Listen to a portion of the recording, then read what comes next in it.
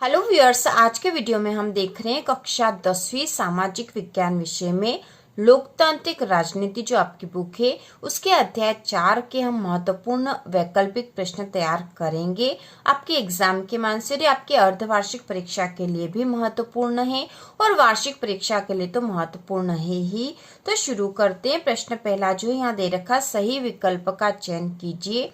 इसमें पहला है राजनीतिक दल में शामिल होते हैं। तो राजनीतिक दल में कौन कौन शामिल होते हैं? तो पहला नेता, सक्रिय सदस्य, अनुयायी। दूसरा है शासकीय कर्मचारी, नेता।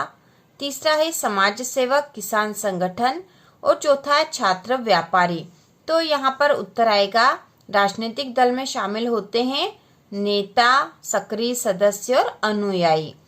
इसके बाद अगला प्रश्न है, किशन पटनायक किस प्रदेश से संबंधित थे? इसमें 4 ऑप्शन दे रखे, ओडिशा, कर्नाटक, हिमाचल या बिहार। तो इसका उत्तर आएगा ओडिशा। इसके बाद अगला प्रश्न है, द्विदलीय शासन व्यवस्था है। द्विदलीय शासन व्यवस्था है तो कहाँ पर है, हमें यह बताना है। चीन, अमेरिका, भारत या सभी में? तो इसका उत्तर आएगा अमेरिका। अमेरिका में द्विदलीय शासन व्यवस्था है।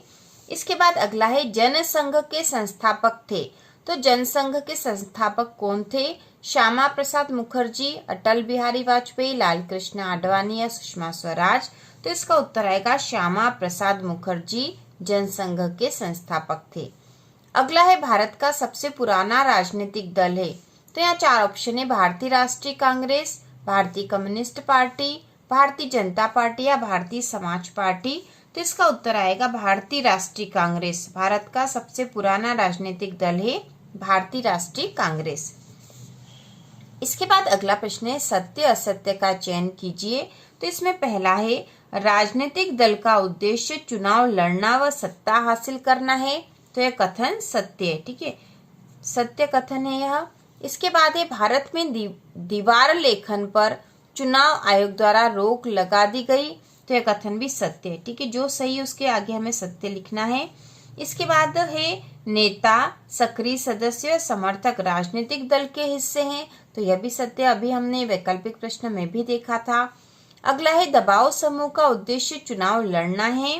तो यह असत्य कथन है, ठीक है, दबाव समूह का उद्देश्य चुनाव लड़ना नहीं होता, तो यह असत्य है। इसके बाद है, राजनीतिक दलों को मान्यता देने का कार्य चुनाव आयोग करता है। तो यह कथन सत्य है। इसके बाद अगला प्रश्न है, खाली स्थान की पूर्ति कीजिए। तो इसमें पहला, भारत में राजनीति व्यवस्था है। तो भारत में कैसी राजनीति व्यवस्था है? तो भारत में बहुदलीय राजनीति व्यवस्था है। बहुदलीय राजनीति व्यवस्था है। इसके बाद है, एक दलीय व्यवस्था है। तो एक दलीय व्यवस्था है चीन में। तो यहाँ आएगा चीन में, एक दलीय व्यवस्था चीन में है। अगला है, कम्युनिस्ट पार्टी ऑफ इंडिया की स्थापना हुई। तो कम्युनिस्ट पार्टी ऑफ इंडिया की स्थापना 1925 में हुई थी, 1925 में। अगला है, भारतीय राष्ट्रीय कांग्रेस की स्थापना की। तो किसने की थी हमें बताना है। तो भारतीय राष्ट्रीय कांग्रेस की स्थापना ए ओ ह्यूम ने की। ए ओ ह्यूम ने की। इसके बाद है, तेलुगु देशम पार्टी है। तो तेलुगु देशम पार्टी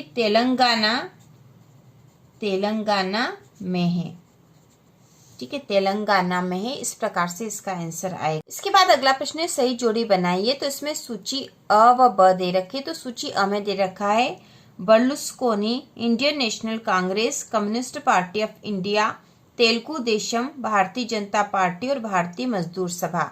जबकि सूची ब में दे रखा है, राष्ट्रीय जनतांत्रिक गठबंधन, क्षेत्रीय दल, इटली के प्रधानमंत्री, वाम मोर्चा, संयुक्त प्रगतिशील गठबंधन और दबाव समूह। तो इसकी जोड़ी बनाएंगे। सबसे पहला जो बर्लुस्कोनी है, यह है इटली के प्रधानमंत्री थे ये। इंडियन नेशनल कांग्रेस जो दूसरा ऑप्शन है, इंडियन नेशनल कांग्रेस तो संयुक्त प्रगतिशील गठबंधन है। Communist party of India, communist party of India जो है वाम मोर्चा से संबंधित है। इसके बाद है, तेलुगु देशम, यह क्षेत्रीय दल है। अगला है, भारतीय जनता पार्टी। तो भारतीय जनता पार्टी जो है राष्ट्रीय जनतांत्रिक गठबंधन। और अगला भारतीय मजदूर सभा जो है दबाव समूह है। तो इस प्रकार से जोड़ी बनेगी। और इस प्रकार हमने अध्याय 4 के सारे महत्वपूर्ण ऑब्जेक्टिव क्वेश्चन कर लिए हैं।